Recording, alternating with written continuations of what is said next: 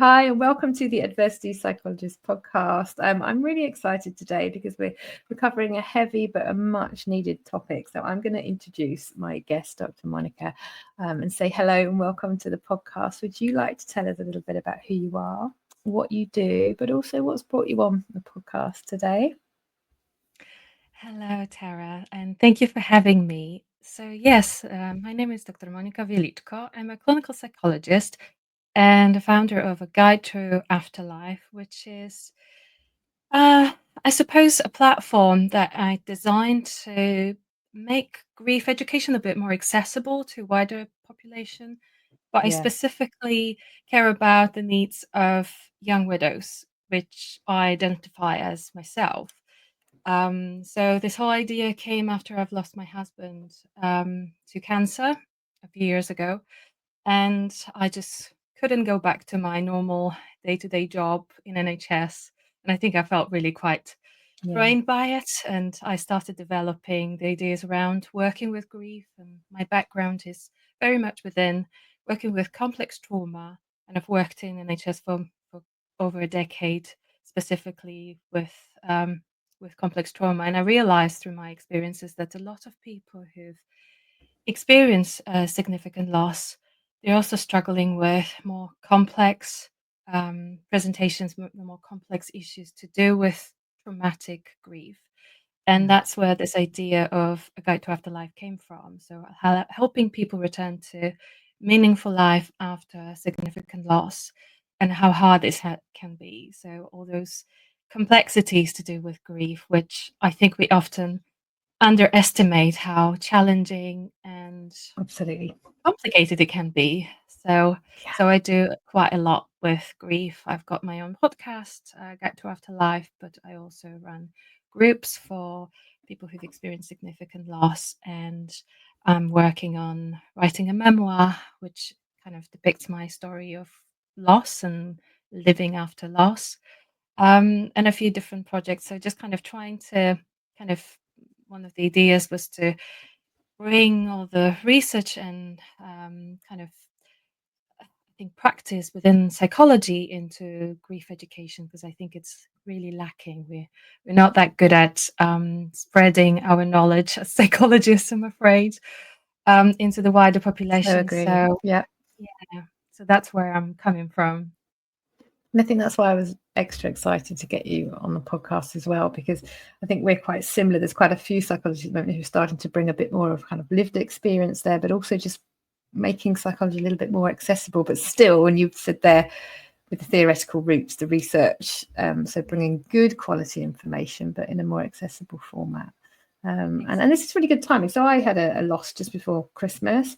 Um, so many different reactions to me, some helpful, some less helpful, even though people mean well, but there is still a lot. And I've thought a lot about this in the lead to having you on today, that sometimes there's still a lot of what people think grief is and how we should be responding to it and what we shouldn't be doing Mhm.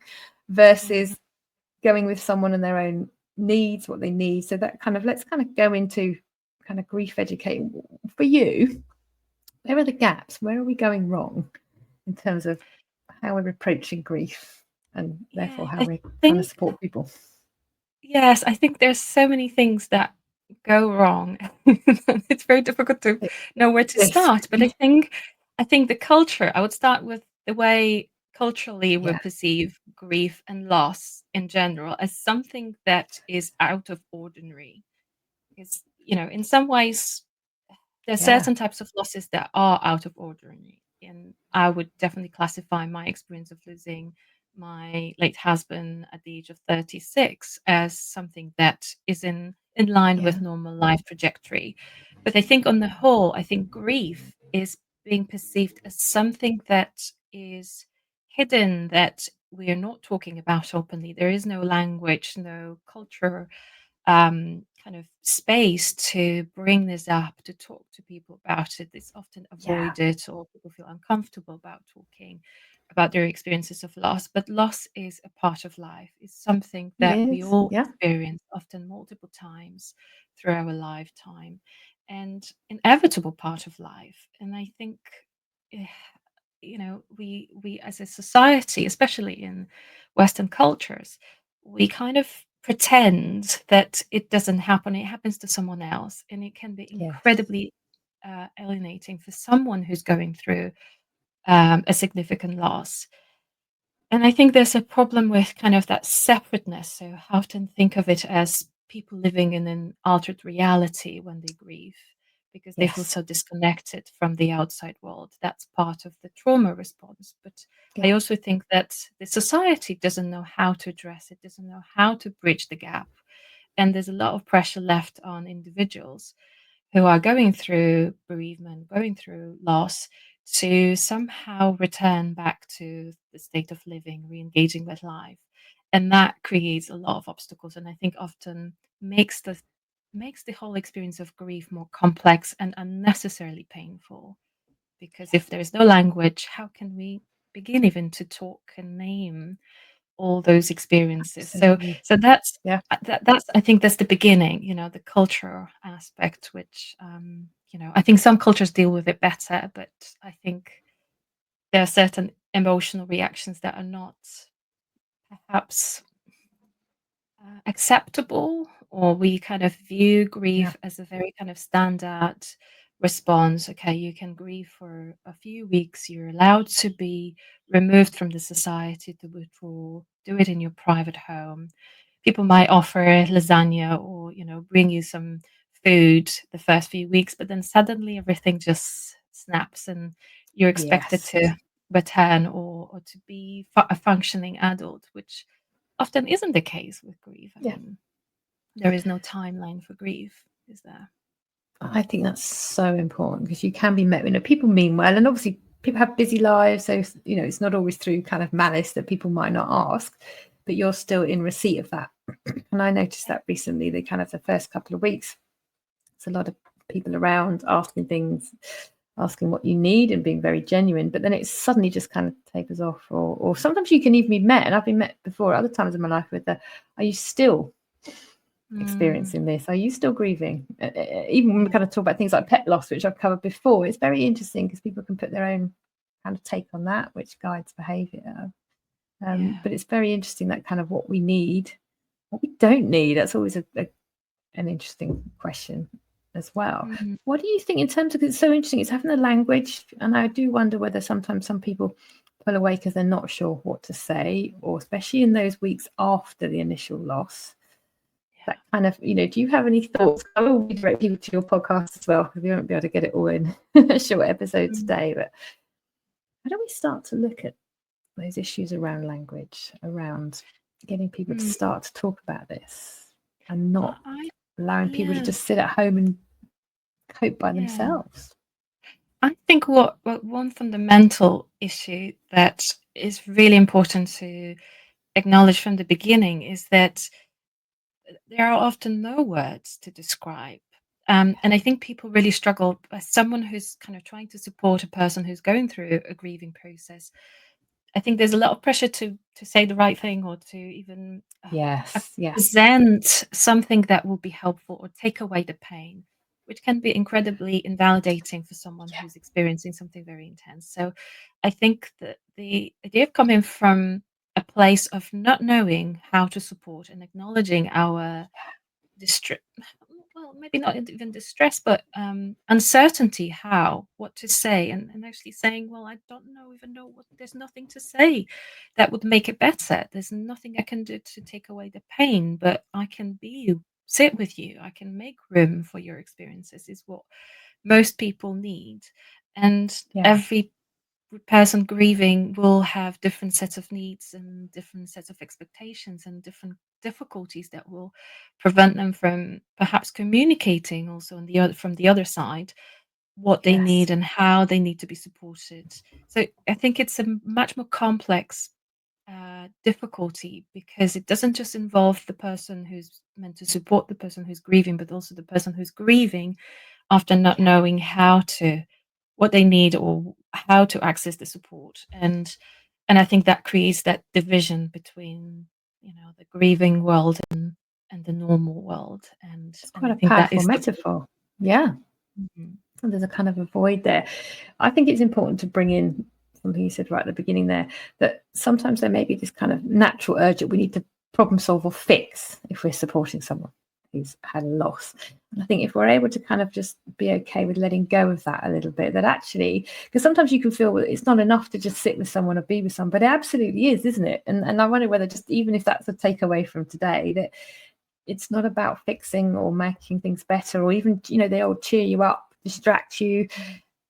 Sometimes what people need is just to have someone there, sit. Don't even necessarily have to talk even, but that can be so powerful, can't it? But I also think it's incredibly difficult. I think it might seem as a very simple act, but when we actually look at why people are not able to do it, is because it requires actually quite a huge amount of emotional maturity and capacity to deal with other person's distress. So, for us psychologists, is just sit there and listen. Like, we've been trained to do this.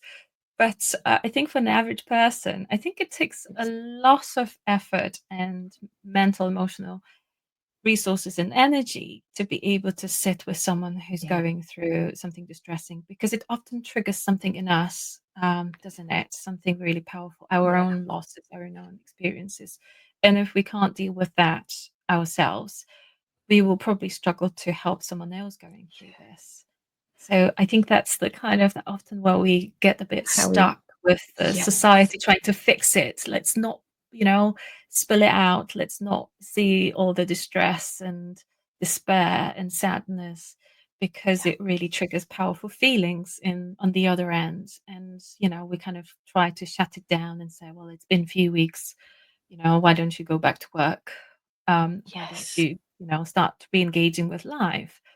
And it's not to say that the person shouldn't be re-engaging with life, but I think it's the pressure that I think generates this void. That you should be doing something, you should be doing this. I mean, there is no right or wrong in grief. There is no timeline. Really important. But also, we have to listen. One day you will be able to go out and do something enjoyable, and the next day you might feel really overwhelmed and you need to stay at home. And I think that process of coming and going, in and out of grief, is incredibly helpful. So. Yes. And that kind of, I do a lot of acceptance and commitment therapy, and that kind of idea that using the kind of metaphor of weather and clouds, emotions, situations, they can come and go. So even within a given day, sometimes when you're experiencing grief, you might have an hour where it's more tolerable. You may be able to do something or be able to think about something different. But then even a couple of hours later, like the weather, it can change. And I think sometimes, again, that I love, because a lot of the work you do is about just educating people about grief. And I think that's where the power is. Because you say it's just allowing people to kind of understand. And I guess that's what we do as psychologists, helping people to understand why is it that we might find it hard to sit with someone, so that your own stuff might show up, or that we've got a natural kind of urge as human beings to alleviate other people's distress and we want to fix, but kind of gently supporting people to be able to lean into that a little bit, or even have conversations. I've had people kind of say, I don't know what to do or say. And actually that's quite helpful to go, it's okay. I don't either. Because no one knows. But that's okay in itself. So actually it's just nice that you've just messaged to go, I don't know what to say. It doesn't have to be how are you, because sometimes you don't know what to reply, do you? Just someone to go, I'm here and I've thought of you in some capacity, can be really significant, can't it, as well? Absolutely. But it also shows, when you think about it, that the other person is affected enough by what happened to you that they are speechless, or they really struggling to know what to say, because they're acknowledging they're not in the same mental space. They don't know what the other person feels. But also it's an acknowledgement that this is something that goes beyond the social script of, I hope you feel better soon, or you're going to get back, I hope I hope you recover well, or sending you my love. It's such a cliche to say, and I think it's almost like dismissing the gravity of the situation. So why pretend? And that can, it's that, you know, as human beings, we also fear being judged, don't we? We're bringing a lot of kind of psychological principles in today, but, you know, as human beings, we don't want to get it wrong. We don't like being judged. So there's that bit of us again that might feel, well, I just need to say something, rather than just creating that little bit of space to go, right, what do I want to, do I even want a message or leave a voice note, or, you know, do I want to call the person? Maybe they don't want to take calls at the moment, but even just allowing yourself a bit of time to sit with that and make decisions about how you respond, I think is a really important part of that journey. The other thing that I wanted to bring in as well is there is a lovely shift kind of happening in psychology, especially psychologists who do a little bit of social media work, is starting to share lived experience. And one of the things that I think is really lovely from my training days to now is that we've kind of started to kind of work outside that taboo that you must never share what's going on in your own life. And obviously there are boundaries and appropriate levels, but in terms of kind of what you've been through, what does that bring to the work you do? Because you do so much around grief and in so many different ways. And I'm just wondering if you're comfortable kind of laying this note. Is there something about having that lived experience and bringing that to your work? Absolutely. I think it completely transformed the way I practice as a psychologist. Right. Also, the way I see myself as a person. And I think it just bridges this gap between, you know, personal and professional, as you said, in a healthy way, because I'm still obviously I've got my own boundaries of what I am comfortable sharing and what kind of environment I feel able to share things. So it'll be different in a consulting room with a client I'm seeing for therapy, like and it will be different on a podcast. Exactly. When I'm trying to reach people and help them understand what my experiences taught me. So I very much tried to think about how my own grief helped me understand what happens from the psychological point of view. So translating that personal experience into a bit more of an understanding that could be helpful, which I think it's incredibly valuable. So a lot of my experiences, especially of traumatic grief, in my case, it was actually the anticipation of loss that was particularly hard, and that's something I feel particularly interested in from that point of view of what is it like to live with someone who's got a terminal illness and we know they're going to die, and there's a prolonged period of time. For example, when my husband was ill, where we knew he's going to die, we didn't know when, but there was this experience of waiting and things getting worse and worse and worse, and fighting for his life, which I think in a, you know, looking retrospectively at how it was, I think it was much harder than the actual death and all the fighting and all the kind of experiences of prolonged illness and very complicated journey of treatment and surgeries, chemotherapy, all these things that left him with so many side effects. And I was the main carer for him, so a lot of You're responsibility. seeing that, you're experiencing that too. Yes, and something that is kind of almost expected from a partner, or especially if you're a woman, to just get on with it. That's a good point. So that kind of, I think those experiences, which tap into the cultural aspects, but also, you know, that brings up in me, what it brings up in other people from our own early life experiences. Because when something traumatic like this happens, we tend to regress. So I very much struggled with a huge sense of guilt, for example. So I think I try in my work to focus on those feelings, guilt, anger, and where that comes from, that sense of responsibility, and how these two feelings play a huge role, like they did for me, in maintaining some of the symptoms of grief, but also how they prevent us from accessing the support we need. And some of those kind of deeply rooted feelings, like, for example, I've had this kind of, which I often think happens when someone very close to us is about to die, that feeling that we're going to die with them, that feeling that if we continue living beyond, um, you know, kind of death of the person that we love deeply, that there's so much guilt, there's so much anger, frustration that isn't spoken about, which I think contributes to maintaining some of I think those so. dysfunctional behaviors or kind of difficulties with functioning in general.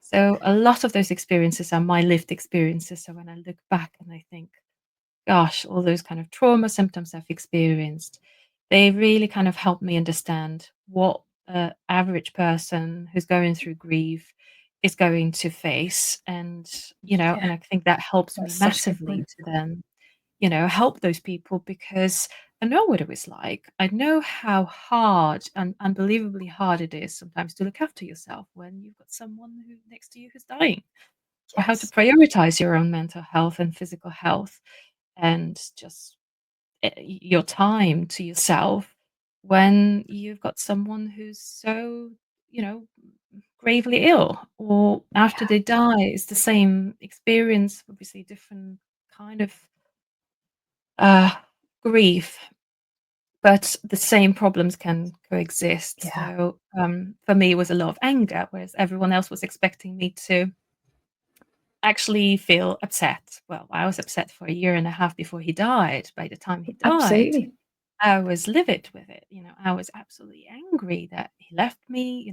All those kind of, Yes, I think, emotional reactions that people don't really even register that could be there. So a lot of people would be saying, oh, you must be really struggling. And I was like, yeah, but not in the way you no, think I am. It was just yes, this kind of mismatch between what was expected from the society, and everyone's different. I mean, there would be a lot of people who will be very yes, upset, but that wasn't my personal experience. And I think it was just all was projected onto me that I should be yes, yeah, grieving, I should be a widow, I should be acting in a particular way. This is how you should be grieving.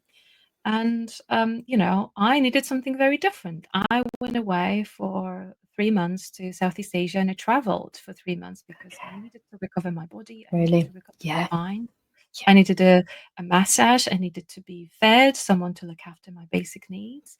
I couldn't look absolutely. after anyone else after such a prolonged illness of my late husband. Absolutely, and that's okay Yeah. as well. Exactly, exactly. But Yeah, these things, like, no one ever told me that this was okay. So I was holding on to this kind of lot of shame and guilt, like I'm doing this wrong. I was very that's angry. important to say, isn't I it? know. Yeah, Yeah. yes. And Because anger I'm just played that thinking kind how of many protective people may, function. yes, Yeah. absolutely. So that kind of role of that shame, that guilt, that protective function. But you've also made me kind of think that sometimes you may also be supporting other relatives. So if it's all right to ask, that kind of whether there's pressure or perceived pressure to be present after the loss to support wider family members or friends and what that means for your own needs. It's really tricky stuff, but it's so important to talk about, Yeah. I isn't it? think that often is the case, especially for people who have children. Yes. And, they lose a spouse, and the Yeah. focus of it Yeah. is I need to prioritize my children's needs, and this kind of idea that I have to Yeah. put my grief on hold to look after my children, Yes. which is so, wrong in many ways because, well, if Yeah. we can't process our own grief, we probably won't be able to support our children's grief. So these Yeah. things can happen simultaneously. We obviously need support for ourselves with all of those experiences, but actually, putting our needs on hold and not addressing them is only going to backfire. But there's so much pressure on grieving parents to Yes. do it all, get on with life, and magically grieve. It's just impossible. I think there's something impossible about those expectations, And there's and something there's quite kind always of almost tick boxy about it. Have you done the grieving in these? I know we've kind of moved away from kind of stages of grief in theory now, but it is still kind of this pressure to have ticked boxes. And it, as you said, isn't like it's very fluid. It's very much what is showing up now, what do I need? And that can change hour by hour, day by day. Um, I'm really glad. Thank you for feeling able to share, because I think that's actually really important to hear that in your journey you needed to go and do things for yourself, and that in this case involved traveling. Because actually I think when people think of grief, they tend to think of the moment of loss and then what's after, but not the role of things like anticipatory grief, but also the physical and emotional outlet during that time. So actually it's really important. We're bringing in the difficult stuff around that anger and being okay with talking about it, being okay with experiencing. I always think anger gets a rough ride anyway out of all of the emotions. It's always the one that we kind of think. Yes, especially in the UK, I find that this is a culture where we don't do grief don't do anger very well. Yes, because we it's so not don't. socially acceptable. So yes, it's the whole kind of keep calm, carry on. That word calm down. It's okay. Don't stress about it. And I hear it multiple times a day. And once you start to notice that in itself could be pretty frustrating. That I always say to people, anger is a really normal emotion, but unfortunately there are kind of connotations with some of the behaviors that can result from when we feel angry.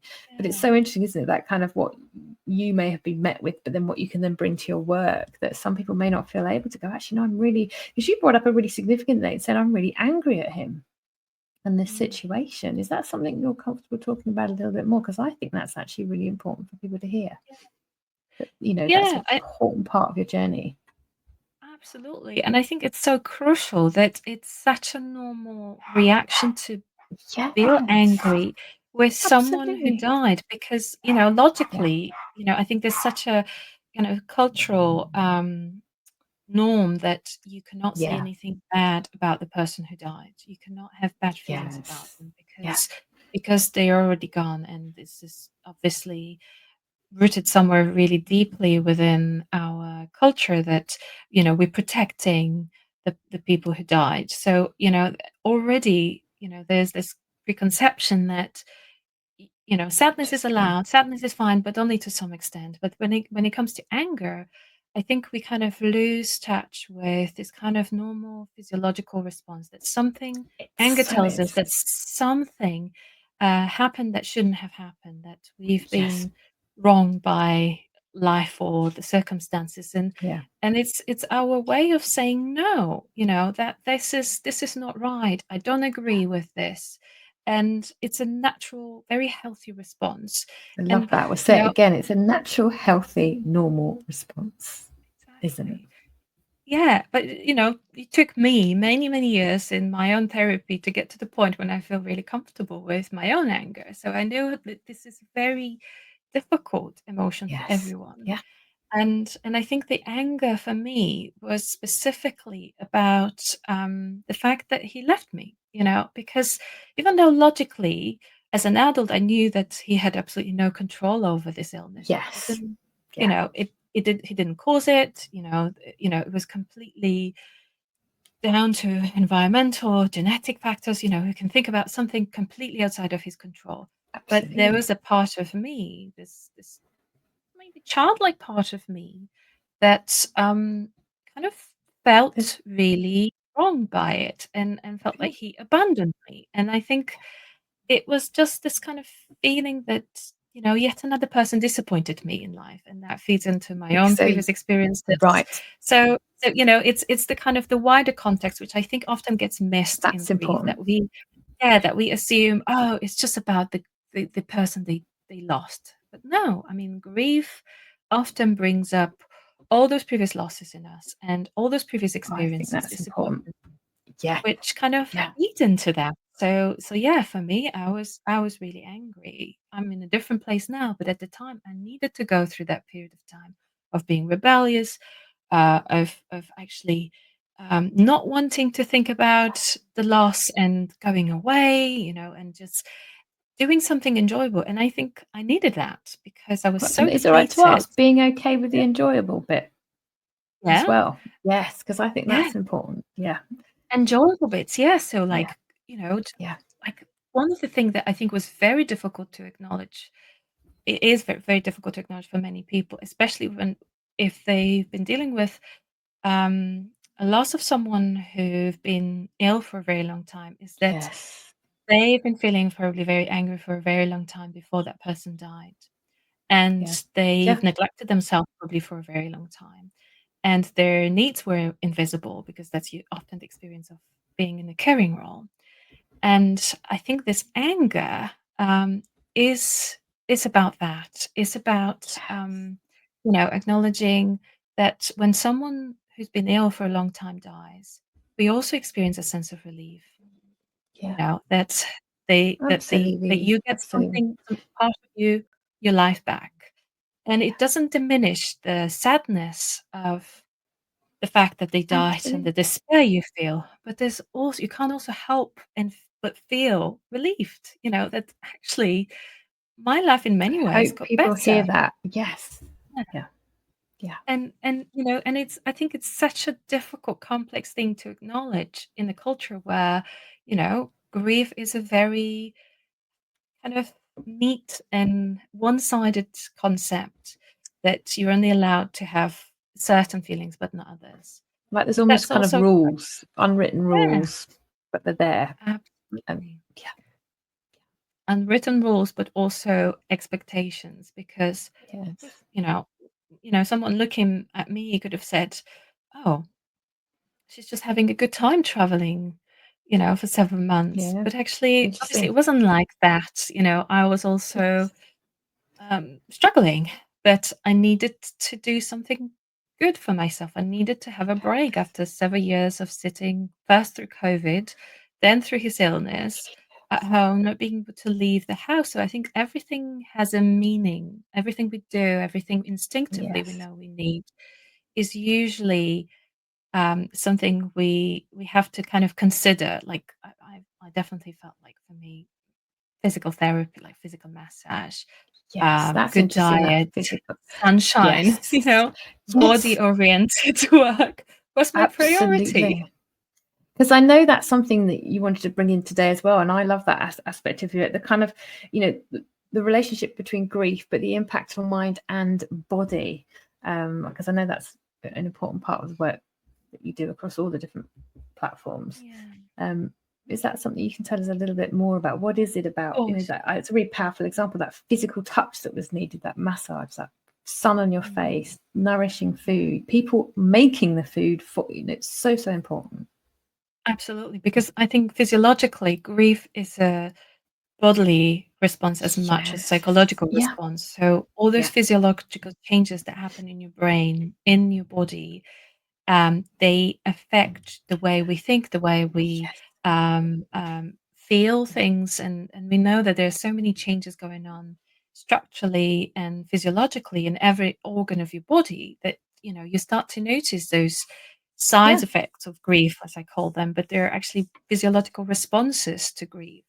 And some of Yes. them are to do with, kind of stress response. So it's a Yeah. huge hormonal imbalance when we start to grieve. It's a shock response that floods our body with stress Yes. hormones. So cortisol, adrenaline, all those kind of Yeah. hormones that, dysregulate the functioning of your body in many different ways. So actually Yeah. focusing on the body and basic self-regulation, emotional regulation, physiological regulation is what is needed, which is kind of like stabilization phase, we often call it in trauma Yes. work. That you need to stabilize someone before you can help them get to the place where they can talk about what happened to them, before they can Yes. start opening up and processing it psychologically. So first we start with the body. That's what really worked for me, and I think I noticed that it doesn't necessarily work for everyone, but I think there has to be Yes. some recognition and acknowledgement that your body will be working, might feel like it's working against you, that you can't control it, that you can't control your heart rate, you can't control your breathing initially, that you might feel dizzy, that you might have a brain fog, that your memory will be really crap, that your ability to make Yes. decisions, to plan is completely disabled. I mean, for a year, after the first year after my husband died, I wasn't able to plan anything. I Yes. wasn't able to work. And there are people who are expected to return to work after a few weeks, where cognitively they are completely flooded with stress hormones that disabled communication between their frontal lobes, their amygdala, that it's a stress response in the body, and the hippocampus that stores the memories. So, you can't process what happened to you, and you can't use your thinking cognitive functions to do the normal things. Oh, So if you're everything is noticing, changes in your normal, so if you have a job and you're used to a certain level of functioning, so like you take it being a psychologist, you know how you are with patients, how you book them in or clients. Sometimes when we notice that, it can put additional pressure on then in terms of what are the expectations of my performance here, or and in our job particularly as well. I know after I had my loss before Christmas, there's am I safe to work with certain types of clients who might also be going through something similar, but also that you want to do your best job, and sometimes there is that little bit of brain fog showing up or whatever it is. And it's hard, isn't it, that kind of getting that balance between what you need. But I wonder whether when we look at employers and very outdated policies on how many days off you get, this kind of arbitrary tick box, it almost, when we're talking now, it almost beggars belief, doesn't it, that we still have that model in the UK. Because it's interesting, you were just kind of tipping in there in terms of the kind of part of what we do as psychologists is help people to understand what's happening in their brain. So I love the way you described that for people. And I think a lot of people listening to this will just go, I had no idea this is what happens to the brain and therefore the body after grief or anticipating grief, but also tapping over into kind of trauma territory, stress territory. Is when you're able to understand that, how does that help people in terms of support, being able to look after themselves, or maybe asking for what they need from others?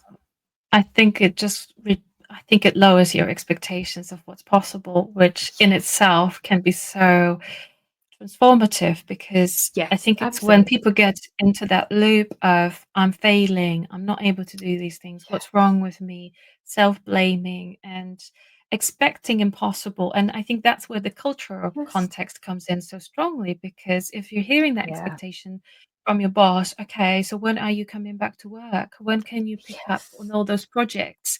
And that's when people usually leave their jobs or lose their jobs.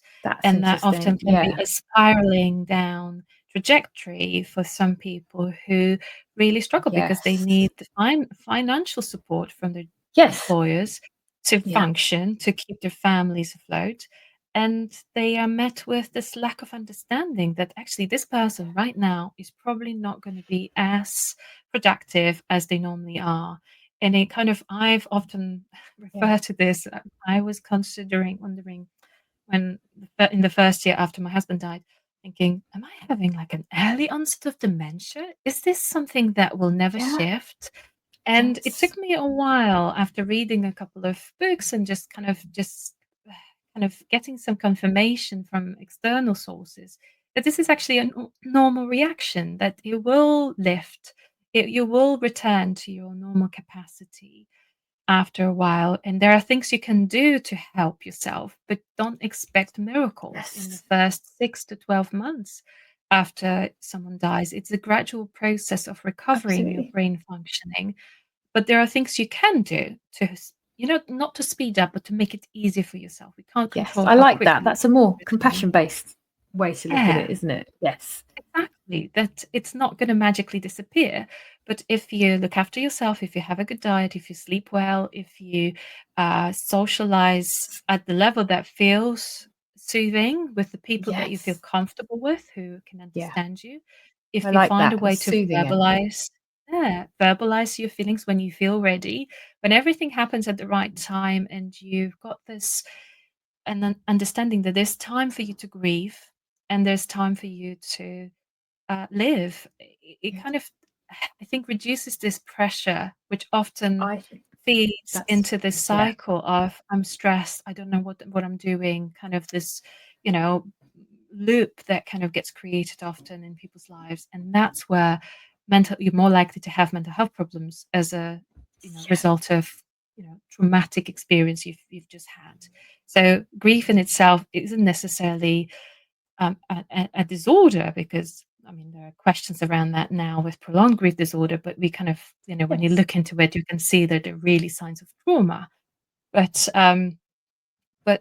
what we can do by preventing people from developing complications from grief is actually educating them about what's going on in their bodies, what's going on in their minds, how they can access support, how we can build their resilience, which is paradoxically this ability to ask for help, for access, knowing where to go to access support, to being able to verbalize your needs, to knowing where this kind of supportive environment is and building that structure around you. Yes. So some of it is, obviously very obvious: eat well, sleep well. A lot of those things are actually either not accessible to people. So when we look I was going to say actually that. at Yeah. Yeah. exactly look at those who are struggling with grief, they're usually people who don't have social support, who don't have any way of sharing their narrative or expressing Yes. their narrative in a way, in a creative way, for example. They don't have any activities that help them self-regulate. And that is just a recipe for a disaster, because then And you if you get don't stuck. know and recognize, you're in a Yeah. more difficult position to be able to put things in place as well. There's so much you said that we could almost do like 10 episodes on this. But what's really interesting is just that was really profound for me. People listening, whether they're on the train or at home or whatever, that the 6 to 12 months, that this isn't just a few weeks, got to do this, got to get back to front, and just being okay with. And it's sometimes I still think it's the uncomfortable thing that this isn't something you have to put a time frame on, that you're not trying to No. get to a destination. Absolutely. And even that 6 to 12 months is just, it's not a given. It even can just a isn't. beginning of Yeah. Yeah. But also, I'm just trying to kind of give people a time scale that yes, don't expect things to change, but it can take longer. It also yeah, can and take that's okay. um, absolutely. But there are also moments at which you have to start thinking, am I feeling stuck in this kind of Yes, stress response to grief, which actually often is misunderstood as being stuck in this kind of dysfunctional grief. But the way I think of it is a slightly yeah, different. I kind of flip this around a bit in my mind. I think of it this way: that we actually get stuck in a trauma response that prevents us from grieving, from mourning the loss. So actually, we're not even grieving. We're kind of in a yeah, shock state of mind where our capacity to process information and kind of acknowledge what happened and work through this loss is completely disabled. And this is initially that's just a normal response. That's how our bodies and minds respond to something traumatic. It's normal. But if we don't move on from that to this more regulated state where we can think and talk and describe what happened to us, then we never kind of go to the place of mourning our loss. And that's when I think we need to be thinking about maybe seeking support from a counselor, a psychologist, psychotherapist, going to a grief group, or going to a GP and thinking, okay, I think I might need to speak to someone. yeah. And Need to that's really be important. There's not an absolute, it must be, because a lot of people say, oh, I think you need to see someone straight away. You need to have grief therapy straight away. And it's so interesting what you brought in a few moments ago as well, that, that it is not about having the language immediately. It's like, it's so important to go, what does my body need? And I need time to pray because I can't access. And actually, it can be detrimental, can't it, to be under pressure to go and and talk to talk. Yeah. someone. Yes, yeah, absolutely. But that it can take many forms. You might not know what you need. So GP is a really good starting point for that, isn't it? Or talking to a trusted friend to go, can I just talk about what do you think I might do? I wonder who I could Yeah, reach out to. exactly. But what are the organizations that can support you? There's so many charities that provide Yes, that yeah, kind of support. So you don't have to grieve in isolation. It's actually yes, yeah, counterintuitive. You cannot grieve on your own. You need yeah, that kind of sounding board. You need someone else absolutely. to share those experiences, to feel heard, to feel validated.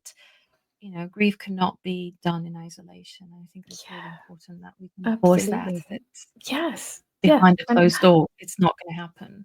yeah, and that kind of I've noticed as well, and that's where we maybe can bring that in as psychologist. So I had a loss just before Christmas, but I was really acutely aware of but I'm a psychologist, I should be able to Mhm. navigate this. And there were some days where I was like, I just, at the last minute, I just can't do this meeting, and that's okay. But then an hour later, I'd be in a different place and doing something, then I'd be guilty. Well, what if someone knows that I've done that and I've just moved that meeting or done? But then being able to just catch that and go, this is what I need in this moment, and this is what I do not need or cannot do, or I'm not safe to do in our job, and being okay with that. But also that sharing with significant people has Mm. been so important, because sometimes again you feel like I should be able to do this all on my own, and I'll go home and deal with it and put a mask on all day, and it's not helpful, but it's also not a good model to be showing people. And I think one of the best things that I've learned in my kind of 25 years of doing this job is I shared with my caseload what had happened, so I wasn't having to hold the guilt of moving appointments around. And I had a relative who was unwell for a while, so I had to keep moving some stuff around, and then in the aftermath as well. And it was really lovely to just be able to give enough information that it was appropriate, but also to just not try and be this martyr who has to have everything together, because I think that's actually really helpful for other people and their stories. One of the things people are going to be going is, how do we find out more? So what's wonderful is you have a podcast, you have so much stuff. Where do we find you? Where do you hang out? And I'll make sure this is all in the show notes as well, because you have a podcast. Where's the best place for you to start? So, I mean, the best place would be to go to my website, which is guidetoafterlife.com. I'm also on social media. So if you Google Guide to Afterlife on Instagram, on Facebook, or LinkedIn, I'm always there. Or maybe not always, but they'll definitely respond. Obviously, there's a podcast which you can access on my website, also on any platform, anywhere you get your usual podcasts, I will probably be there. So again, look for Guide to Afterlife. And yeah, I'm always welcome to people reaching out if they need any advice, if they want me to answer any questions about grief on my podcast. You can fill out a form, and I'll be very happy. I think part of my job is to kind of make it all accessible. So I'm always willing to share, to bring experts to talk about different bits of grief, research and practice and stories around grief, and learning from it and sharing. I think that through conversation, which is incredibly important. And I think that we need more of those kind of conversations happening. Exactly. Absolutely. Well, I'm so super privileged that you came on, because I know you're super busy. You have a lot going on, don't you? I ask every guest my little kind of takeaway. There was one little nugget you could leave us with. You've had loads, but if there's one little thought or musing or piece of advice you could leave us with, what might that be? Well, I think it will be to trust your guts, trust your instincts, because all these informations are not something you necessarily have to read in the books. These are things that you can actually get from yourself if you trust yourself well enough, that what is it you need right now.